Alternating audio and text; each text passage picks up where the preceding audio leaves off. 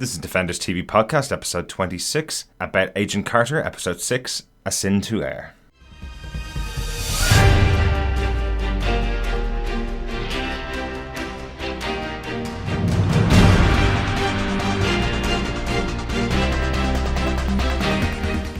Welcome back, Defenders. This is episode 26 of our podcast. We're talking about Agent Carter, episode 6, A Sin to Air this week. I'm Derek, one of your hosts.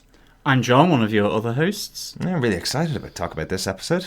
Absolutely. Really good episode. A giant leap for mankind, I think, in this one. Oh, womankind. Or womankind, exactly. And the chickens most certainly came home to roost today for Peggy Carter. Yes, absolutely. Margaret, I think, is how she was called by Daniel Souza. And that only means one thing. She is in his bad books. Yes, absolutely. And our agents were right. The gentlemen and the ladies that contacted us to tell us that Peggy's first name was Margaret, hence why she was called Marge in an earlier episode. Well done. Good spot, everybody. Caught out this week by Daniel Souza, as he calls her Margaret. I want to start off this week's episode with a thank you and a very happy birthday to Jose Molina, the writer of last week's episode 5 of Agent Carter, that fantastic episode featuring the Hurtling Commandos. Absolutely. Yeah, not only has Jose been getting in contact with us to needle us about not getting out this week's episode quickly enough for him, he's also contacted us on Twitter just to say hi, and says about last week's episode, some very clever lads have some very kind things to say about my episode. Catching up with the podcast tonight, you guys are doing terrific work. Thank you very much, Jose. It was really nice to hear from you. Thank you so much. I hope it's not your 107th birthday with 107 Howling Commando candles. Nice. But no, big happy birthday to you from Defenders TV Podcast and the Agent Carter team. Absolutely, yeah. Really good, and really good to hear from you. And thanks very much for getting in contact with us. Yeah, absolutely. Really nice. Thank you. So if anyone else has any feedback that they want to give us in relation to Agent Carter, in relation to specific episodes or to the podcast, you're more than welcome to send it in to feedback@defenderstvpodcast.com by email or through Twitter @DefendersCast. We have got a bit of feedback, but most of it's actually been on Fantastic Four, which we're not going to cover in our feedback section during Agent Carter because it's going to be pretty spoilery. So we will get to it in a future episode, but thanks very much for sending that feedback in. And make sure you subscribe to the podcast at defenderstvpodcast.com/iTunes if you're an Apple person.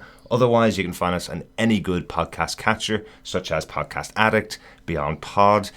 Tons of them out there. I think we're pretty much everywhere. If you can't find us on your podcast catcher, make sure you email us at feedback@defenderstvpodcast.com and we will make sure we're at it. And remember you to subscribe on iTunes or any other good podcast catcher to the feed, and of course, as we release each new episode, so it will miraculously pop up in your podcast catcher. And while you're on iTunes, make sure you leave us a review, just like Madge Astro, who left us a review in the last week. Thanks very much, Madge. Just to mention her review, it's a 5-star review. Thank you so much. She says, one of my new favourite podcasts. I defend this podcast. The hosts are a pleasure to listen to, and you can tell how much they love the Marvel characters. I get excited to see characters I'm not at all familiar with because they're so excited about them. That must be Doctor Strange, John. It must be. And Nick Fury, and the Howling Commandos. Yeah, absolutely. And all of them, to be honest. That's true. Iron Fist, Daredevil. There's just so many of them. Yeah. And I mean, not to necessarily go on a plug fest, but equally on Gotham TV podcast, we do wax lyrical about Gotham and Batman and the DC verse as well. Yeah, so. Absolutely. Madge goes on to say they're honest with criticism without being vicious, a lost art. I highly recommend this podcast for Marvel fans. I want them to cover Marvel everything. Thank you, Defenders. Well, thank you, Madge. We will ensure we cover as much as we possibly can of the Marvel Universe. Yeah, thank you so much, Madge, for that review. It's really nice, and thank you. It means a lot. Thank you. Yeah, definitely. Make sure you leave your review on iTunes as well. So, John, do you want to get into this week's epic episode, A Sin to Air? This episode was directed by Stephen Williams and written by Lindsay Allen. Now, Lindsay Allen's the first time writing a full episode of a TV show on her own. Previously, she'd co-written an episode of Arrow. And also, you might be interested to know, John, she was a story consultant on Telltale's Game of Thrones game. Interesting. I have just finished that game and probably killed all the Foresters through my own poor decision making in the game. Absolutely. But yeah, no, that was a nice little game actually. Telltale games, really good. Obviously, they did The Walking Dead, and of course, Telltale also did The Big Bad Wolf, based on the comic book and the graphic novel Fables, which was excellent. I really enjoyed that. I'd never read Fables before. So anyone listening, go out and read Fables, or at least go and maybe investigate Telltale Games' Big Bad Wolf. But that I really, really liked, I have to say, because it was something new and different that I hadn't ever seen before, and made me really want to go out and read Fables. Yeah, and definitely the Game of Thrones story. I know you played this one. I watched a lot of it and saw a lot of the storyline. And Lindsay, if you were involved in some of the story elements of that, well done on that. And welcome to the world of Agent Carter. I know you've been involved in some of the other episodes, but this is your own primary episode. So John, do you want to tell us what Lindsay gave us this week with your synopsis? Sure will. Agent Peggy Carter has a theory that the person responsible for stealing Stark's weapons and for the murder of Agent Krasinski is a woman. At the same time, after his visit to Sheldon in prison for information about the woman who took him down, Agent Daniel Souza has confirmed his theory that it is a woman who is the mole in the Strategic Scientific Reserve, the SSR, and who is working for and helping Howard Stark. And that woman is Agent Margaret Carter. But no one at the SSR has a theory about the Leviathan enemy right in amongst them, as Dr. Ivanchenko begins to condition Dooley and Yauch for his own ends to uncover the location of Stark's weapons. However, unbeknownst to Dooley, just as he's about to crack and be turned by Ivanchenko, he is called in on SSR's hunt for Peggy, who, little does she know, is saved from Dottie as she is brought into custody to answer for her treachery. Oh, yes. Great episode. Good stuff and lots going on. Loads of stuff going on. Really, really good. Yeah. I would say quite difficult to shrink down into a synopsis there. Yes. All about the theories, I reckon. Yes, definitely. If this is your first episode joining us and you haven't joined us for the previous 25, pause here, go back and listen to those 25 and come back later. Nope, joking. But the way we cover our episodes is we each take 5 points that stood out to us about the episode, talk through those points and any notes that we may have about it, and give our whether we defend the episode or not at the end. John, do you want to kick us off with your first point? I certainly do, and it is not an homage to John Travolta and Nicolas Cage, but I shall say it 3 times: face off, and face off.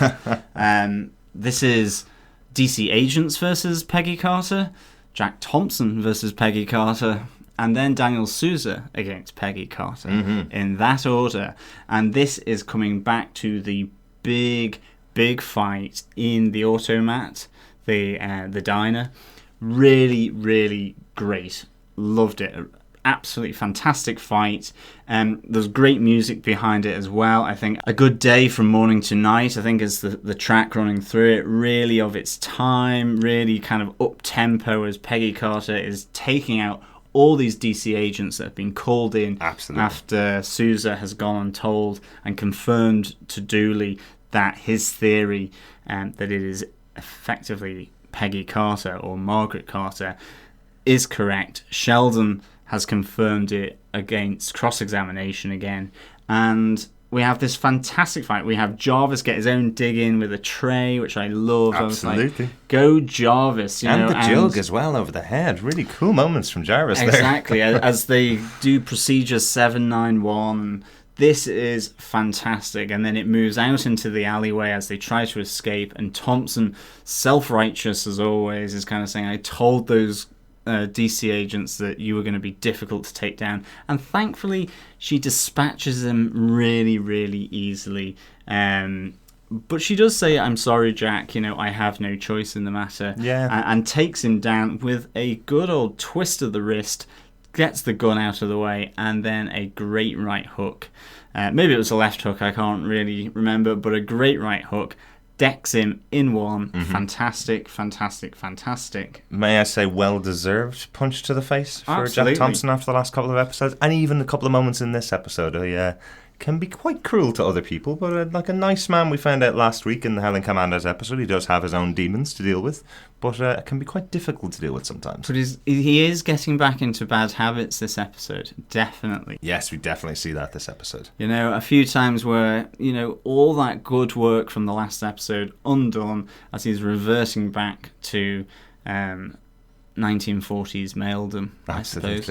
And then finally we get kind of that really almost sort of sad moment where the face-off is with Agent Daniel Sousa, you know, and she's there, she's just like, you're not going to shoot me. You can see the conflict in his eyes, being an agent of the SSR, or in some ways trying not to believe in what he's found out and the person who he's found it out about ultimately. Yeah. And I mean, it's a great line that he delivers, as you know, Peggy knows he's not going to shoot her, and she runs off, and he says, "Don't run. If you run, I'll know it's true." Really nice little touch there, I think, and it really kind of helps confirm that simmering sort of maybe longing under Agent Sousa for Peggy Carter. I mean, you've kind of known it in a sense, being as clear as day throughout the season so far, but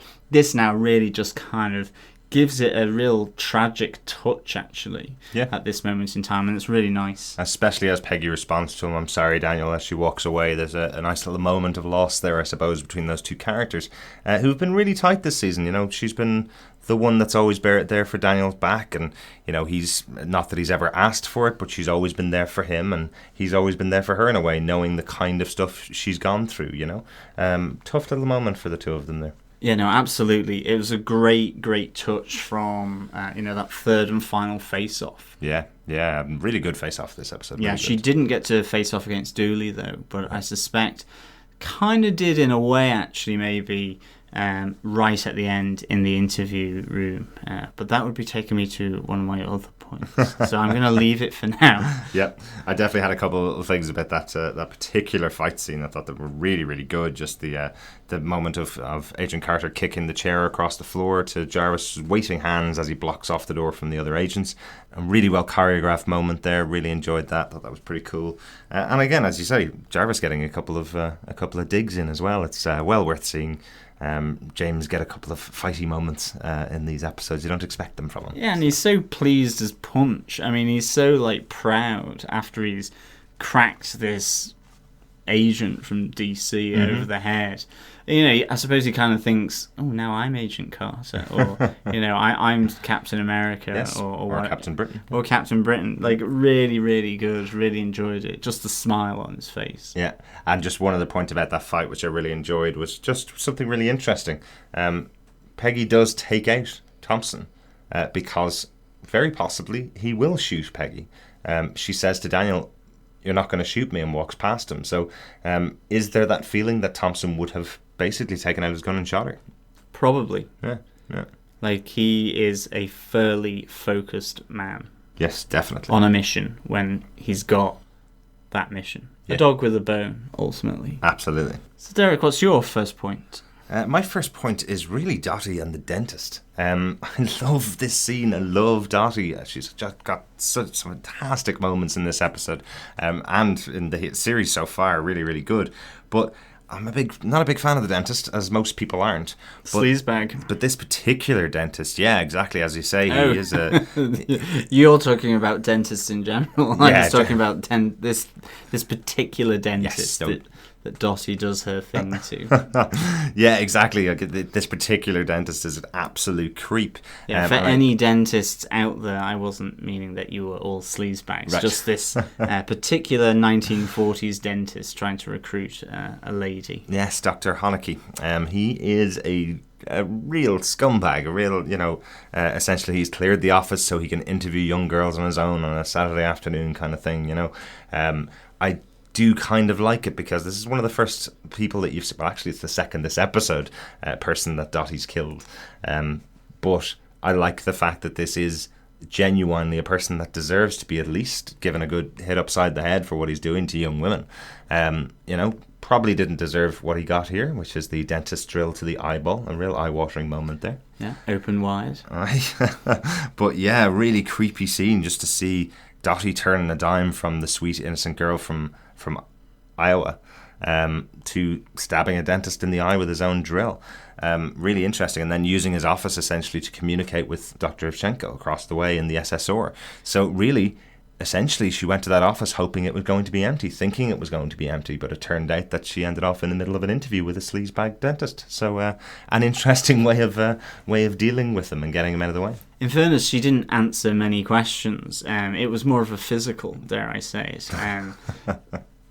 that she broke his wrist and then essentially drilled his eye, yeah. Which is like brutal. I mean, Dottie and the dentist actually kind of hides the brutality of how she dispatches him, but it sounds like a Disney film, doesn't it, when we say Dottie and the dentist? And actually, as you say, the flashback to Russia 1944, where we see Ivchenko sort of being recruited into Leviathan to some degree, and she's there and dispatches a guy who said that he doesn't want any part of it, and presumably dispatches then that guy's family, as the officer said. So we really, not only do we kind of know now that she shot Agent Krasminski, she's taken down the Mink, she's she's got the highest head count at this moment on Agent Carter. Like,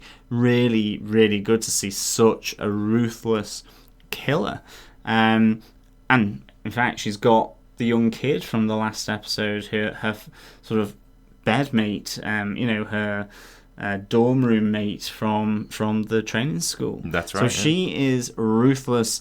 She is all sweetness and light, but underneath that, she is a cold-hearted, ruthless killing machine, and she does it fantastically. Absolutely, absolutely. And I love that this leads to the biggest moment of tension for me in the episode, which is essentially Dottie across the way from Dooley's office carrying a sniper rifle, pointing it at the office. I couldn't believe, for the most part of that episode, I couldn't believe that this is possibly where Dooley gets taken out.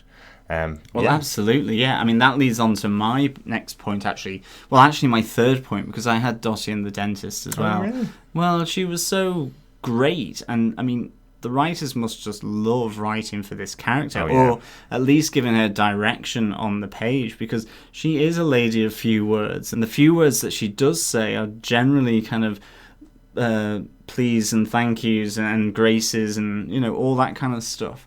And here then, this is my third point, is I love the old school Morse code element that results from taking this dentist's office and doing the coding and the Morse code through to Ivchenko, who's in Dooley's office, mainly because it's that double take, it's that red herring. You actually think she's setting up a sniper rifle to take out Dooley, or actually, my own head was she was taking out Dr. Ivchenko because he was being turned. It was actually, at that moment in time, yes, he was a Leviathan agent, but he had gone willingly and seemed to be giving up information. And so it was this idea that because he'd been captured, he was now a liability for Leviathan and was going to be taken out that way, rather than, as we find out, he's part of the plan. Yeah.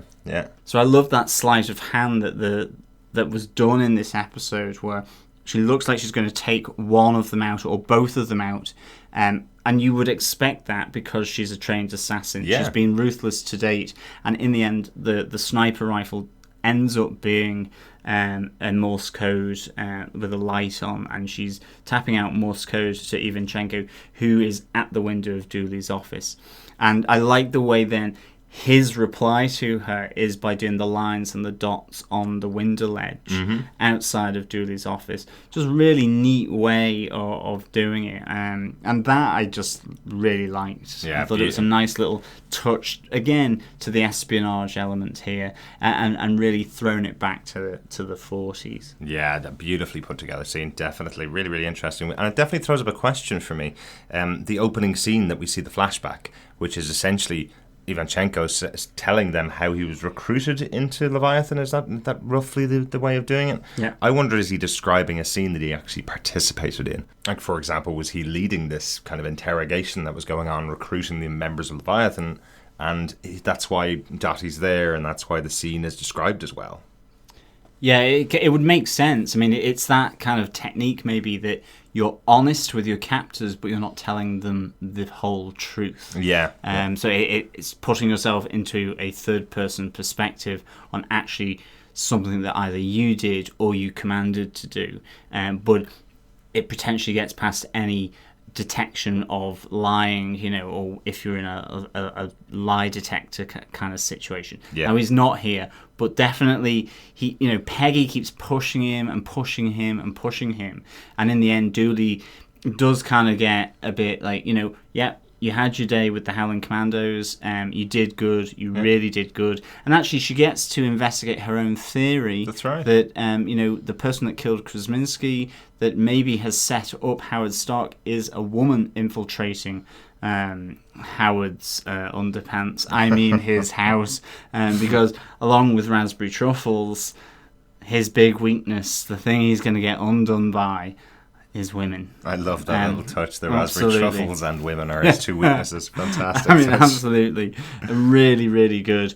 But, really good little scene there, I think, with Ivanchenko. Definitely. Yeah. Speaking of Ivanchenko, my next point is about Dr. Ivanchenko. Quite a big moment for him.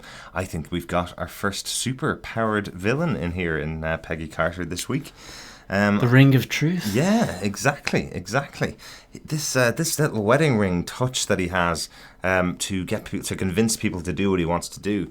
I love how it's played out throughout the episode. I love that while he's talking to Dooley, and essentially he's kind of using some psychiatry checks on Dooley, so you're not really too sure exactly whether what he's doing and with twisting the ring, is that doing anything to Dooley. But there is a great moment as he's delving deeper and deeper into Dooley, telling him to focus, that he's getting more information out of Dooley than he probably would tell anybody else in the SSR. He wouldn't talk to Thompson about this, about his marriage breakup. He wouldn't talk to Thompson about problems at home. And Thompson seems to be his closest confidant in the SSR. Yet he's talking to Ivanchenko, a Russian prisoner that they released, who was a former member of Leviathan. So there's definitely something in the ring there, as we find out later in the episode when he's speaking to Yauch. Essentially, or Yoke. Apologies to Detective Yoke. Obviously, everybody seems to mispronounce his name in the SSR. Yeah. But I do love the little touch there that essentially he does the same thing to this detective who's not getting any respect in the SSR, another detective. And he learns the full layout of the area. He learns where to find Stark's equipment, essentially, that was captured by the SSR that we saw a few weeks ago. That it's in the lab. Probably an obvious place to put the equipment. But it could be a vault. It could be another location. You never know. Maybe it's a bit silly it being in the lab. It is. In downtown Manhattan. Probably is. But yeah, and then he unfortunately convinces Detective Yout to go and take a drink of a nice bourbon at the local establishment and then walk out in front of a car. Yeah. Farewell, Detective Yout. Nobody could pronounce your name. We barely knew you, but farewell. R.I.P. Yeah. Absolutely. But definitely shows us that we do have, a supervillain in here. Something that is very rare for Agent Carter so far. Yeah. But really interesting. John, what's your next point? My next point is that the first floor of the Griffith has been breached, ladies and gentlemen. It has been breached in broad daylight by actual gentlemen. Peggy Carter has managed to get not only one, not only two, but three men past reception in full view above the first floor. I really like this idea. that, I just loved it. I thought, Peggy's gone back actually for a real emotional, really important reason after she's been found out by Sousa and there's been the big face-off. Yeah. She's gone back for Steve Rogers' blood that she's kept in the wall, hidden away. And but I love the commotion that it causes at this kind of fairly stuffy sort of boarding house for women, for single women, and that she gets 3 men past the first floor. Many have tried, many have failed, and many a woman has been evicted for even having a night of passion with a man. And normally, actually, in fairness, it's not only that they go up past the first floor, but that they then leave the building, and everything in that sense is fine. Because what did the mistress of the Griffith Hotel say? It's not so much the getting in, but it's the coming down the stairs the next day. That's where they get caught out. But I thought that was really good fun. I thought it was a nice little fun touch. Absolutely. Miriam is fantastic in this scene. I love that despite the fact that these guys are from the SSR, a government agency, and have the right to walk into these premises, she's still stopping them as if they're trying to have a dalliance with the ladies of the Griffith. But maybe more people need to be like Miriam, standing up against authority and the sort of the broad spectacle of a police state. Wow. Yes. Wow. Possibly. Of course, yes, this is not a political podcast. No. But anyway, but I love the fact that, as well, Angie gets a really nice dig in here about, they knock on her door to question her, to ask her information, and question her about Peggy, and she just goes, she's complained about her fathead co-workers at Bell Telecom, and it's just like, as Sousa and Thompson are there, and then she adds the waterworks, which, to emotionally stunted men from the 40s, they just can't handle it. And I love how Thompson, Agent Jack Thompson, deals with it. He's kind of like, he just can't handle it. And again, it's just a nice nod to her acting, because it's just all these different layers and nods and references in this one scene is just great. It's a nod to her acting as well. That joke, that she's been turned down by producer after producer after producer. You saw from earlier episodes that she didn't get the radio part that was Agent Peggy Carter or whatever. It was wasn't that bad. No, but it was. It's really good, and you have Peggy after Peggy's obviously stood out on the ledge outside the window, and Peggy afterwards goes, you should be on Broadway. And I did in my mind think, and will she make it to Hollywood for season 2? Oh yes, which would be really, really cool if she did, because obviously they're moving as such to LA for season 2, I believe. That's right. And so to Hollywoodland, yeah. Maybe Angie has a good stint on Broadway and starts to go after a few of those coveted film titles. Yeah, they even leave it with Peggy saying to her, or Angie asking the question of Peggy, maybe you'll tell me your story sometime, and Peggy says maybe in a few years' time. So yeah, it's quite possible we could see Angie over in Hollywoodland. Yeah, really cool. But I do love the scene, and again, she does end it saying, I'm already going to call my dad and say I'm not going to go to that accountancy school. I am definitely going to be an actress on Broadway. We'd seen earlier on in the episode she was doing a piece from a play called A Doll's House. Yes. Really interesting piece that she did Ibsen. In there. Yeah, exactly. Kind of 19th century or turn of the century in terms of the 20th century. Ibsen, I think he's Russian or he's Scandinavian. Doll's House, Cherry Orchard, really good plays, actually. Yeah, and A Doll's House specifically speaks to a society that's essentially controlled and developed by men, and how what is women's place in that society. What a brilliant play to choose for this episode. Yeah, really, really good. Yeah, it's really, really good theme to draw out, and I think it's something that this season of Peggy Carter has done so well, actually. Definitely. So, Derek, what's your next point? My next point is Howard Stark, because I love how they bring him into this episode. I really, really enjoy the idea of the Stark special, the parting gift that he hands off to a woman that he's had a night with.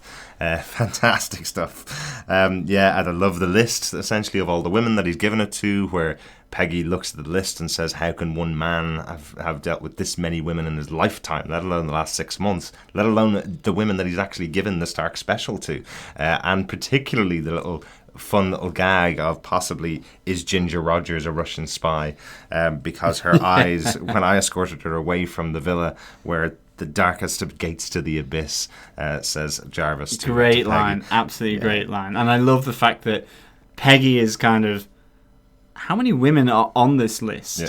Whereas Jarvis is going, it's shorter than I thought it would be. You know, exactly. I love it. It's such a great little contrast between the two characters. Yeah, absolutely. And again, the nice little touch in here is that Peggy is still jokingly punishing Jarvis for what Howard did to her. She's the one that drags Jarvis along with her to meet other women, and that is absolutely punishing Jarvis for his part in what happened to her, and his part in protecting Peggy, I suppose, from the knowledge that some of Steve Rogers' blood has lasted this long and was used for testing by the government, and that Howard was hiding it from her. There's a nice little gag and a nice little playful feel to it, but definitely Peggy is punishing Jarvis for his part in what happened with Howard. I think that's really cool. But there's another nice, really enjoyable little touch where Peggy, when she goes into Ida Emke's apartment, when she goes in there and a little boy encounters Jarvis when he's on the lookout, that's a really interesting touch, because I love how Jarvis deals with this. He's supposed to be on the lookout, expecting something like the cops to show up or, a nosy neighbour to turn up. The little boy doesn't say anything at all, and Jarvis ends off handing him a dime to get rid of him. Yeah. I don't know whether that's a comment on the fact that he doesn't use American money very often, or definitely not in the lower notes level, but just hands the kid a dime. The kid smiles and walks off. Really interesting. Nice little fun touch there. Yeah, no, this is actually one of my points, just that Jarvis and Peggy are back together. Slightly different frames of reference going on as well. Peggy goes, I don't think we were ever on the same team.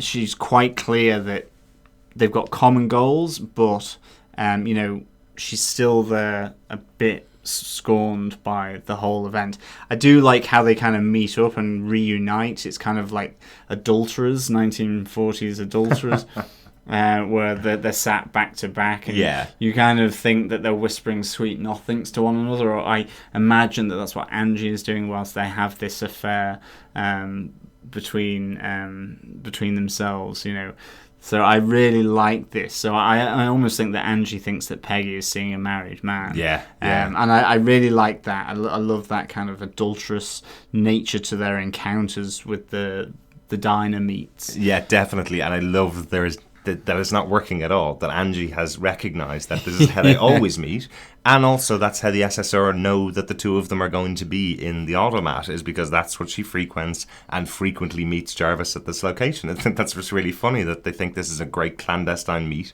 that they are speaking back to back, they're not sitting at the table, but everybody knows, essentially. In this society, everybody seems to know what's going on. But yeah, and I love that montage then that you have where, and as you've said, where Jarvis and Peggy are investigating all these women to track down maybe the one that, got too close to Howard and ended off stealing his weapons, so to speak. But I love the fact you get the slaps in the face, and then Peggy actually tries to protect Jarvis's modesty, his politeness, and instead for her troubles, Jarvis gets a kick in the shins. I really like that, and I mean, I just love the fact that he's like, I might sit this one out. He knows what's coming. He's being the lackey. He's the one that's had to let down all these women because of Howard Stark, and he goes, I just didn't realize that he was attracted to such violent women after being slapped, kicked, and so on. Really good. And coming back to your Ibsen point again, it's a nice little light touch, but it delivers a really important social commentary of that time. all these ladies that they're interviewing, knocking on their doors, trying to see if they are this mysterious woman, are saying he's a low-down, dirty snake, and so on. And one of them does say, if it was a girl, she would be called a floozy.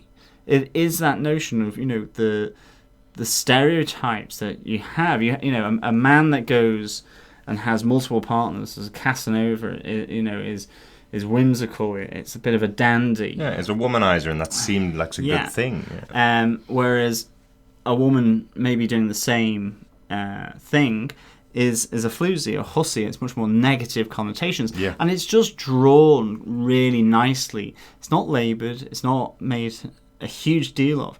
But for anyone listening, that's a really important commentary on those times, and even on some people's attitudes today. And it's nice to see that they're being tackled in a way that actually is thrown into a really light-hearted montage. And I think it has a huge amount of impact, and I'm really enjoying this side of it. I think it's really important, certainly for for me anyway, for people of our age whose mums would have gone through that whole period. They would have gone from probably being born just on the cusp of women actually being allowed to vote universally, to then further sort of rights for women. And in a sense, they may have been taking jobs, they may have been going to university, going to third level university, and really shaping and breaking perceptions of what women can do in the 50s and the 60s, and obviously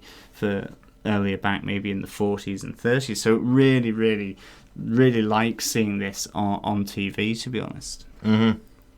Absolutely, and another great accomplishment for the show. Really, really good moment, and really, I know what you mean. They tell it, even though it's told through a really jokey manner, it does come across. You can see this, but I do like the touch again.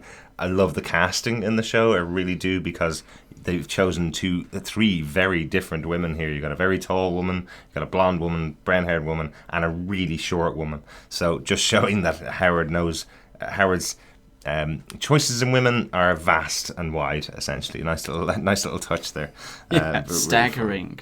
Yeah, it's basically anybody, including many socialites and he's Oscar a hussy winners. of the highest order. Very much so. Very much so. So, Derek, what's your fifth and final point? My final point is the showdown at the Griffith. No, we mentioned it a little bit. You mentioned more the SSR side of it. I wanted to talk about the Dottie side of it. It's a really Dottie heavy the crazy episode. Side of it. Crazy-eyed Dottie. I know. I clearly love Dottie. I think I had 3 points about her in this episode. But yes, the showdown with Peggy, where she's playing the innocent and saying her goodbye to Peggy, just like Angie did a moment ago in a scene beforehand. But we all know as the audience that Dottie is the person that's been sent to kill Peggy Carter, essentially. The new directive, Morse coded out by Ivanchenko. Yeah, absolutely. But I love that she uses Peggy's lipstick. "You're wearing the same brand as me," she says to Dottie as she kisses her. Nice little touch that she's using Peggy against Peggy, using Peggy's way of knocking people out against her with a kiss on the lips to knock out Peggy. Luckily, the SSR are there to save Peggy, not knowingly, but they're there to save Peggy, because otherwise she would have gotten the knife to the throat, just like we'd seen in the opening of the episode. Dottie would have taken Peggy out, and no qualms about it. That would absolutely have been what had happened if the SSR didn't turn up. A fantastic scene, and again, the tension that's ratcheted up throughout the episode that Dottie's going to get another victim here. And then she flips on a dime and turns back into innocent little Dottie from Iowa, who's just walked in on poor Peggy, who must have fainted in the hallway, and totally taken at face value from the SSR. Really, really good scene. Yeah, I love the fact that Peggy was saved and Dottie foiled by the arrival of the SSR. Yeah. I thought it was a really nice touch. You see the same knife as from the flashback to Russia in 1944. So it's just a really, again, more great touches, and the continuity of it is superb. And I love actually then that this kind of brings me into my final point, is that, you have Peggy now in custody. There is nowhere left for her to run. Yeah. She's pleading a case. And I think that, the ending kind of finishes on this, you kind of want equality and now you've got equality. As sort of rather chillingly, Dooley says, don't go easy on her just because she's a girl. Yeah. It's a really sort of neat touch to this show where, Peggy started off as the making the coffee, which as well Youch seems to have been demoted to in that sense. And then she's been doing the lunch orders, and she's gradually sort of built her way up where, Dooley, at least at the start of the episode, was, look, don't push it, but go off and investigate it. There are those nice, refreshing breezes coming through. And now, at the end, in a negative way, though, it's full on, you question her, and you question her as though she's a man, no holds barred. She needs to be questioned, whether that's because she's hoodwinked them and there's a bit of pride being hurt here, or whatever. Just a really interesting way of rounding off this episode, as then you have Sousa kind of just say, let's get started. Yeah, absolutely. As he puts out the blitzkrieg button and the photograph of the blonde at the bar. Exactly. Essentially laying out the Cluedo pieces that he's put together. Really, really good. And again, I like the fact they bring in the toll that they've had as a department because of Peggy. They say 3 SSR agents have been put in hospital because of you. Obviously, Thompson is completely taken aback. He didn't suspect anything about her, and in fact gave her some information about himself that he'd never shared with anybody else in last week's episode. So he obviously feels betrayed. As you mentioned earlier on, Daniel obviously has feelings for Peggy, and he's feeling betrayed because he never suspected that she had this kind of secret to hide. And obviously Dooley, who is starting to respect Peggy and starting to give her a job of her own, is feeling betrayed by her. So, really excited to see what happens next week with this development. And will Peggy get out of it? We've only got 2 episodes left to go, so how's Peggy going to get out of it, I suppose? It's probably the bigger question. Well, absolutely. I can't wait to find out, to be honest. It'll be really, really good to see. Yeah. Do you have any notes in this episode, John? No, I don't. I think I have covered everything that I wanted to. Really great episode again. Derek, have you got any notes? Just one fun little one. I just liked that the meeting place for Peggy and Jarvis was at Dublin House in New York, which I like because we're in Dublin. We're recording our podcast in Dublin, so always nice to hear a little shout out for our little city of Dublin. I didn't look it up, but I'm presuming Dublin House was actually a much bigger place than that. Much bigger reason, I'm sure, than what we're thinking. But yeah, delighted to get a little shout out there for us. So that's it. I think that's our coverage of this week's episode. Really enjoyable episode, I think. But John, do you defend episode 6 of Agent Carter, A Sin to Air? I do defend this episode of Agent Carter again. I defend it. I would give it 4 dead dentists out of 5. Not that I've got anything against dentists, except when I'm in the chair and when I'm handing over my credit card after a treatment. How about 4 dead creepy dentists? 4 dead creepy dentists out of 5. This was really just a great little episode. It's really moving things towards the business end of this season. Carter is brought into custody. You've got infiltration into the SSR, unbeknownst to them by the psychiatrist Dr. Ivanchenko. You have Dottie on fine form, flying around, kissing Agent Carter. Mm-hmm. There's the betrayal thought by Daniel Sousa over Agent Carter. There's the reuniting of Jarvis and Peggy in their investigation to find out more about Howard Stark. It's just a really, really good episode, and it's really moving it towards episodes 7 and 8. And I really just can't wait now. I really want to find out what happens in episode 7, and I'm really looking forward to what happens in episode 8. So again, really good episode for me. This season has been really solid, really good. Derek, do you defend this episode of Agent Carter? Oh, what a fantastic episode. Absolutely, I defend it. We get to see a cool kick-ass Dottie. We get to see Agent Carter and Jarvis kind of a prototype Avengers as they kick some ass in the at the automat. Really, really good. I wonder, is there a little bit of the British Avengers in there with Peel and Steed kind of concept, where the two of them are fighting back to back, with kick-ass Peggy taking the forefront and Jarvis using his little tack to just take out a few enemies, but she's the real hard-nosed fighter. I love that little touch. Exactly, and the reason why the Avengers in the UK had to assemble not just be Avengers, because of other proprietary rights. Yeah. But I do think that the Shatari could have been taken down by a bowler hat and an umbrella. They needed a Hulk. Maybe a Hulk is needed, but possibly, a few cufflinks, a wield of an umbrella, some highly polished shoes would also help to take down the Shatari. Thanos will be absolutely no match to a crisp press suit and some polished shoes. Well, I'm glad with the Avengers that we got, but I'm back onto this episode. I'm delighted to see Dooley channel Tommy Lee Jones when he does his little fugitive moments, which is fantastic. I didn't mention it during the episode. Really, really good. And one other moment that I didn't mention during the episode, but I absolutely loved, was Sousa in talking to Sheldon, who we'd seen in episode 2, the guy who was beaten up by Peggy Carter.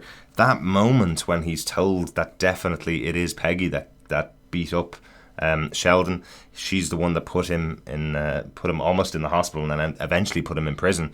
That moment is a great moment where you see Daniel Sousa's betrayed face. You see him instantly going, do you want to look again at the photograph? Are you sure it's that Peggy? This is someone that's done something to me, and she's not the person I thought she was. Fantastic moment. Yeah, great line. And a really good episode. Definitely. Can't wait. Only 2 more, unfortunately. At least we know there's a season 2 coming up. I think our friends who've reviewed this show when it was on in the US weren't sure. They always thought that this was an 8-episode show, that we'd never see anything more of Peggy Carter on the TV. But we are delighted to know that there's another season to go and 2 more episodes this season to watch. Yeah. Absolutely cool. I mean, thank you so much for listening again, and it's just to remind you that you can obviously find us on www.defenderstvpodcast.com/iTunes or any other good podcast catcher, Stitcher, Player FM, Podcast Addict, Beyond Podcast, and just search Defenders TV Podcast. And of course you can listen to us on our website as well at defenderstvpodcast.com. Thank you again so much for listening. And if you want to share any thoughts with us, just make sure you send your feedback to feedback@defenderstvpodcast.com. You can follow us on Twitter, which is DefendersPod. Join us on Facebook in either our group, which has loads of discussions going on, or just join our page just to get regular updates from us. Just look for us at Defenders TV Podcast. That's it for this week. Yeah, thank you so much for listening, and we'll be here next week for episode 7 of Agent Carter. Yes, snafu. Snafu, your favourite word. I do love the word. Thanks so much for listening. Take care. You too, English. You too.